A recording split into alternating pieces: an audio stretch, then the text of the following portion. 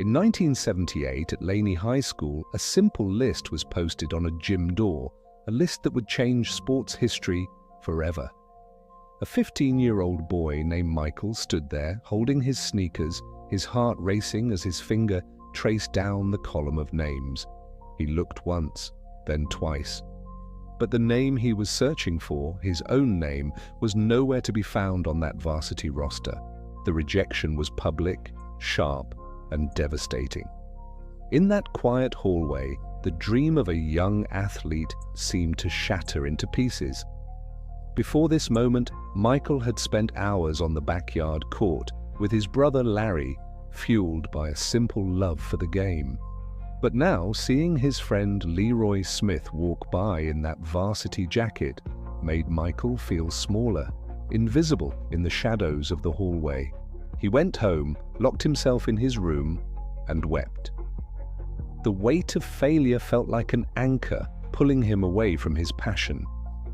He avoided his friends, avoided the gym, and allowed self-pity to take root. He was ready to give up on basketball entirely. Then came the moment that changed everything. His mother, Dolores, didn't offer a shoulder to cry on. She offered a new perspective. She told him to stop feeling sorry for himself. She pointed out the window and told him to get back to work. She helped him transform that wound into a target. Failure wasn't the end, it was the invitation to outwork everyone else.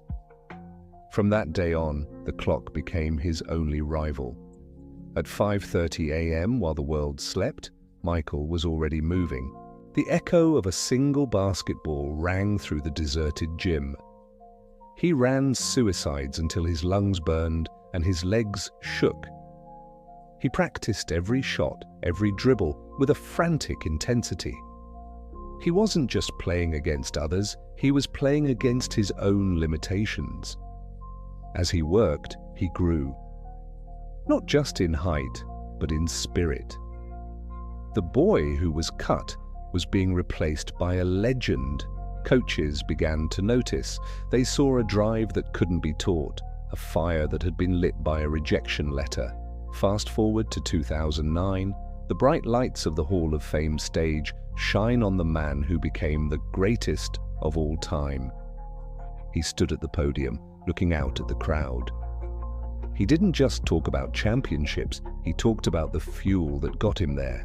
He called out a name from his past, Leroy Smith, the man who took the spot Michael so desperately wanted back in high school. Michael thanked